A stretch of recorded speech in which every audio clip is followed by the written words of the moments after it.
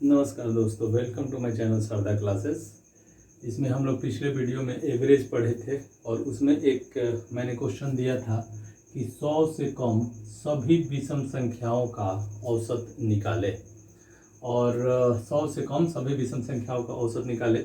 इसमें right answer D होगा। तो इसका आंसर दो आदमी ने भेजा, एक सत्या कुमारी और एक अमन चंद्रा। दोनों को थैंक्स।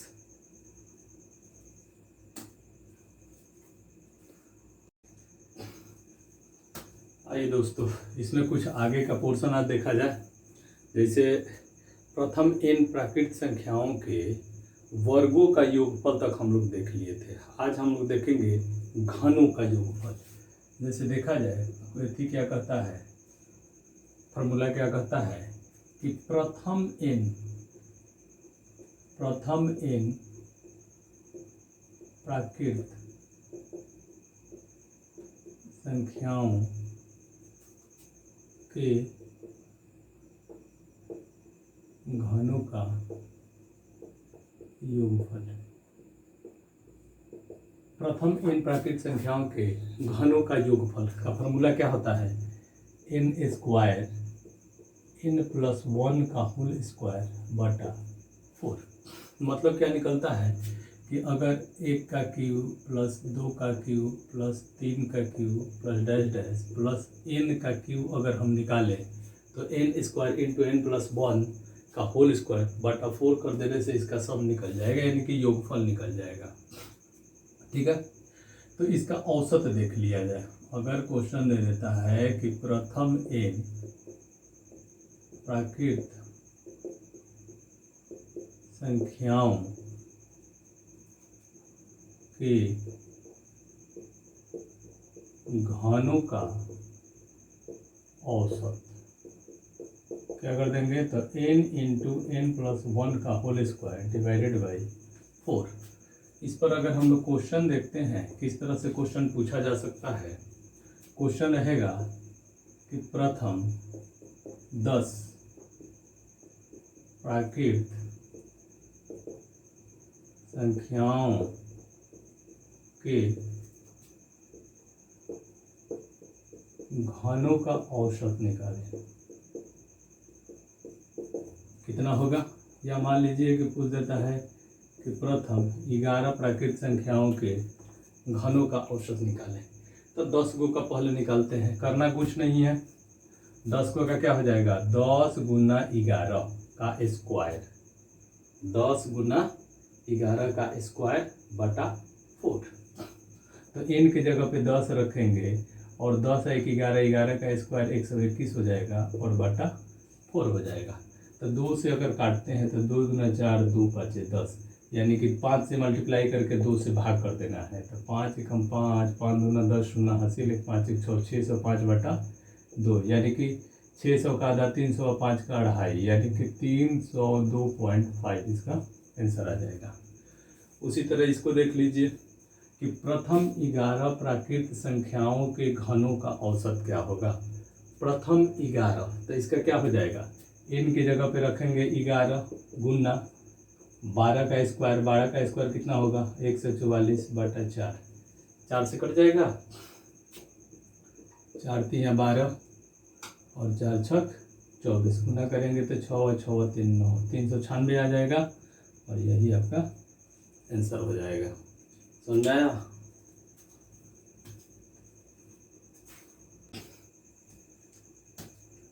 नेक्स्ट देखा जाए।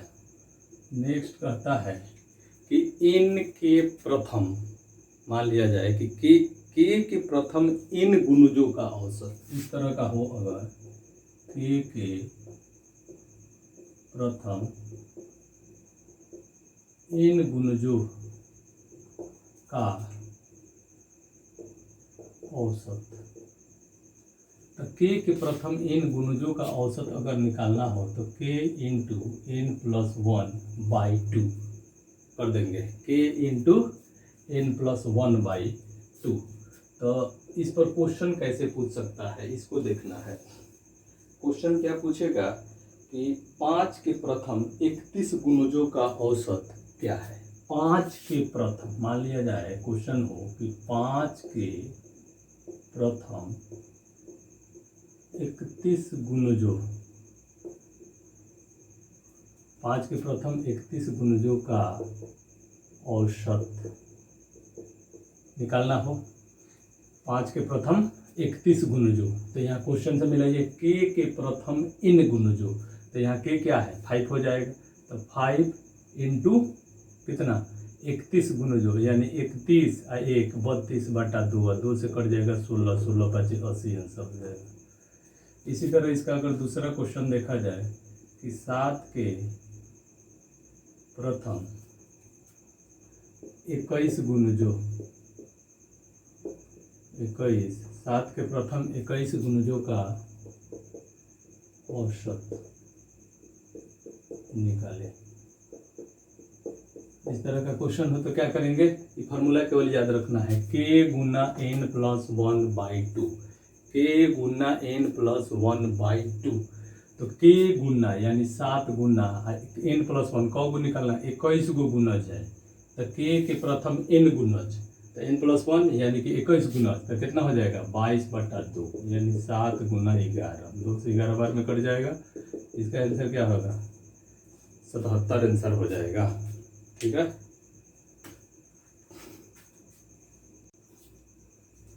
आइए दोस्तों, ये क्वेश्चन इस टाइप का देखते हैं।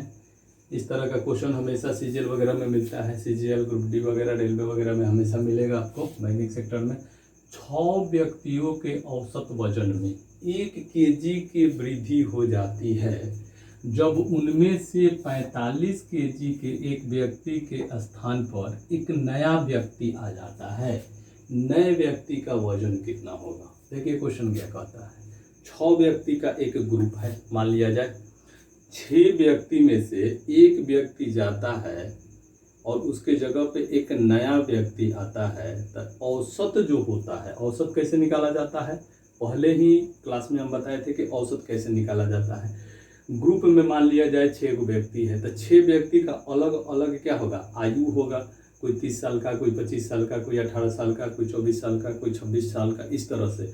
और उसको क्या करते थे कि सबको जोड़ लेते थे और 6 से डिवाइड कर देंगे तो औसत निकल जाएगा। ठीक है, तो उसमें होता क्या है कि 6 व्यक्तियों के एक ग्रुप में से एक व्यक्ति निकल के चल गया और उसके जगह पे एक नया व्यक्ति आ गया। तो नया व्यक्ति के आने से क्या होता है कि औसत वजन में वृद्धि हो जाता है। तो औसत वजन में वृद्धि हो जाता है, इसका मतलब ये हुआ ना कि 45 केजी का कोई व्यक्ति अगर गया है, वजन का बात है यहाँ पे, तो 45 केजी का व्यक्ति अगर बाहर निकला और उसके जगह पे कोई व्यक्ति आता है जिससे कि क्या होता है, औसत वजन अगर बढ़ जाता है। ठीक, तो बढ़ता, इसका मतलब ये हुआ कि 45 केजी के से ज़्यादा वजन का व्यक्ति ग्रुप में शामिल हुआ है। तो देखिए औसत का मतलब क्या होता है, औसत का मतलब ग्रुप में जितने व्यक्ति है ना, सब में 1 केजी का वृद्धि हो गया। तो सब में जब 1 केजी का वृद्धि हुआ तो ग्रुप में कितने व्यक्ति, 6 व्यक्ति, यानी कि कितना केजी बढ़ गया, 6 केजी बढ़ गया। तो जाने वाला तो 45 केजी का था और आने के कारण 6 केजी बढ़ गया है। ग्रुप में एक आदमी का 1 केजी बढ़ा, तो 6 गो व्यक्ति होता है तो 6 केजी बढ़ेगा। तो 6 केजी बढ़ेगा, इसका मतलब क्या होगा कि आने वाला व्यक्ति जो है वो 51 केजी का है। ठीक है, और इसी तरह का एक और क्वेश्चन बन सकता है कि अगर 1 केजी के कम हो जाता है, मान लिया जाए ये तो वृद्धि वाला था, अगर यहाँ पे क्वेश्चन इसको अगर बदल दे, ये आप लोग देख लिए, इसको क्वेश्चन इस तरह से बदल दे कि 6 व्यक्तियों के औसत वजन में 1 केजी की कमी हो जाती है। अगर मान लिया जाए कि क्वेश्चन यहाँ कमी कर देता है कि 1 केजी की कमी हो जाती है, 1 केजी की कमी हो जाए, अच्छा मान लीजिए 1 केजी की नहीं 0.5 केजी की कमी कर दीजिए, 0.5 केजी मतलब कि आधा किलो की कमी हो जाती है जब उनमें से 45 केजी के एक व्यक्ति के स्थान पर एक नया व्यक्ति आ जाता है। तो क्या होता है कि आधा केजी कम हो रहा है। तो आधा केजी कम हो रहा है मतलब एक आदमी का आधा केजी कम होगा, मतलब आने वाला जो व्यक्ति है वो 45 केजी से कम वजन का व्यक्ति है। तो 45 केजी, तो 45 केजी तो हो ही गया।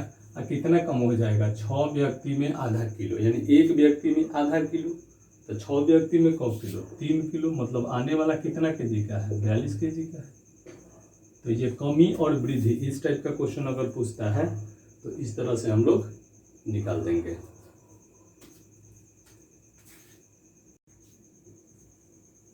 चलिए दोस्तों, इस टाइप का क्वेश्चन देखते हैं अब कि 8 पुरुष के एक समिति में 2 पुरुषों जिनकी आयु क्रमशः 35 वर्ष तथा 45 वर्ष है के स्थान पर 2 स्त्री को शामिल किया जाता है।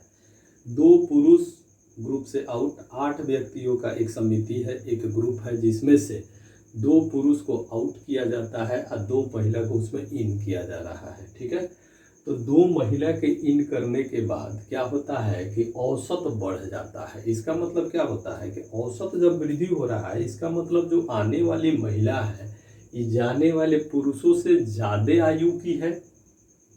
ठीक, तो ग्रुप में जो है 2 वर्ष की वृद्धि हुआ है, मतलब एक आदमी पर 2 साल बढ़ा, तो 8 आदमी पर कितना बढ़ा, 16 साल बढ़ गया। तो ये 2 स्त्री जो है, 2 स्त्रियों के कुल आयु कितना हो जाएगा, 2 स्त्रियों की कुल आयु, तो ये तो गया है सब, एगो 35 का गया, एगो 45 का गया, लेकिन ये सब के जाने के बाद भी कितना साल बढ़ल है, तो 16 साल बढ़ा है। तो कुल आयु अगर देखा जाए तो कितना हो जाएगा, 70, 80, 90, 96 साल के हो गया। दोनों के आयु अगर देखा जाए, 2 स्त्रियों की कुल आयु 96 साल, तो वही अगर हम लोग यहाँ औसत निकाल दे, औसत तो कितना का है, 2 का है, मतलब 2 से डिवाइड कर देंगे, तो 96/2 इक्वल टू 48 ईयर्स, यानी कि 48 साल। आंसर हो गया।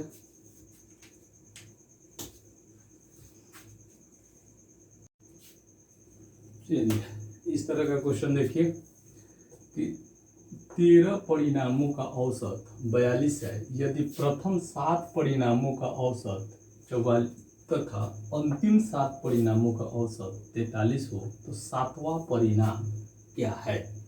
7वां, 13 को परिणाम है, औसत निकालना है। सबसे पहले देखिए हम लोग पढ़े क्या थे कि औसत बराबर क्या होता है, योग बटा संख्या, योग बटा संख्या, जितना दिया हुआ है। तो यहाँ 13 को परिणाम दिया है, मान लिया जाए कि 13 को है तो x1 होगा, x2 होगा, x3 होगा, x4 होगा, x5 होगा, x6 होगा, इसी तरह से कितना होगा, x13 तक होगा।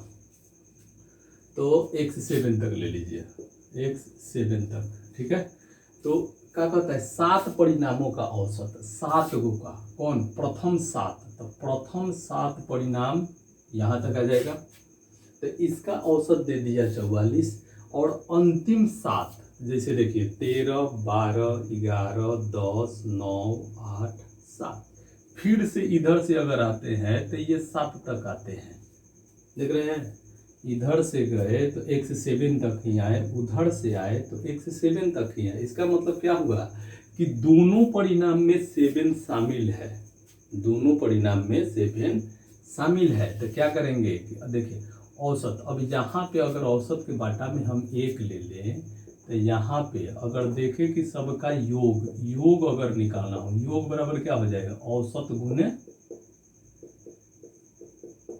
संख्या, मतलब जितना संख्या दिया हुआ है, जैसे कि 13 को परिणाम दिया हुआ है, तो 13 संख्या का सम कितना होगा, योग निकालना हो तो क्या कर देंगे, औसत गुना संख्या। तो औसत कितना है 42, संख्या कितना है 13, तो ये कितना का निकलेगा, 13 का योग निकलेगा। कितना हो जाएगा, 13 दूना 24, 6 2, 13 चौका 52 और 2 14, यानी कि 546 आ गया। तो ये कितने का निकला, 13 का। अब चलते हैं प्रथम 7 के, प्रथम 7 का योग अगर देखा जाए तो कितना हो जाएगा, तो 44 गुना 7 कितना आ जाएगा, 7 चौका 28 और 2 30, 308 आ जाएगा। अब अंतिम 7 का देख लिया जाए, अंतिम 7 का योग देखा जाए तो अंतिम 7 का क्या कहता है 43, यानी कि 43 गुना कितना 7, ये कितना हो जाएगा, तो 7 या 21, 1 2 7 28 2 30। तो ये अगर हम टोटल, ये 7 7 14 हुआ, यहाँ 13 गो है, एक से 7 दोनों में शामिल हो रहा है, तो एक से 7 पूछेगा, जब भी पूछेगा जो दोनों में शामिल हो वही पूछेगा। तो क्या किया हमने, 13 का गुना करके यहाँ पे सम निकाला, और यहाँ पे 14 का अगर हम योग देखते हैं, टोटल का योग तो कितना हो जाएगा, 8 1 9 0 3 3 6, कितना है 609। तो 609 ये 14 का आ गया, जिसमें 1 से 7 2 बार शामिल है, और इसमें क्या है 1 से 7 एक बार, जो 1 से लेकर 13 तक है। तो इसको घटा देंगे, 4 4 6, कितना आ जाएगा, 9 में से 6 गया 3, 10 में से 4 गया 6, ये खत्म, 63 आंसर। यानी कि 1 से 7 का मान कितना आया, 63, और यही आपका आंसर होगा। ठीक है,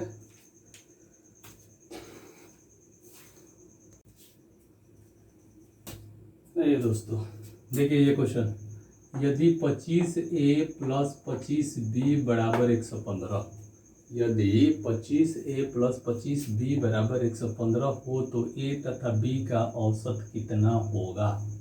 ऑप्शन ए है 4.6, ऑप्शन बी है 2.5, ऑप्शन सी है 2.3, ऑप्शन डी है 4.8। और ये क्वेश्चन जो है बैंक पीओ 2009 में पूछा गया है, पीओ के एग्ज़ाम में 2009 में, और इसको बना के आप लोगों को भेजना है। देखते हैं कितने लोगों को ये समझ में आता है और कितने आदमी बना पाते हैं इसको। ओके।